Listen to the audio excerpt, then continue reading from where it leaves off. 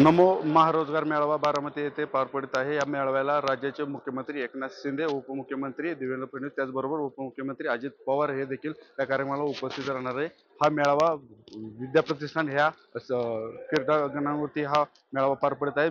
आपण पाहू शकता या ठिकाणी या मेळाव्याच्या ठिकाणी स्टेज उभारण्यात आले, त्याचबरोबर या ठिकाणी खुर्च्या देखील युवकांना लावण्यात आले। ह्या मेळाव्यातून युवकांना रोजगार उपलब्ध करून दिला जाणार आहे। त्याचबरोबर ह्या मेळाव्यात 300हून अधिक कंपन्यांनी या ठिकाणी सहभाग नोंदवलेला आहे। 43,000 युवकांना या मेळाव्यातून लाभ मिळणार आहे। ह्या मेळाव्यातून युवकांना नोकरी देखील मिळली जाणार असल्याचे सांगितले जाते। ह्या मेळाव्यात गेले 4 दिवसापासून ह्या मेळाव्याचं नियोजन करण्यात आलेले आहे। राज्याचे उपमुख्यमंत्री अजित पवार हे देखील ह्या ठिकाणी उपस्थित राहणार आहेत। त्याचबरोबर खासदार सुप्रिया सुळे या देखील ह्या कार्यक्रमाला हजेरी लावणार असल्याचे सांगितले जात आहे। त्याचबरोबर गेले 4 दिवसापासून हा मेळाव्याचे नियोजन चालू आहे।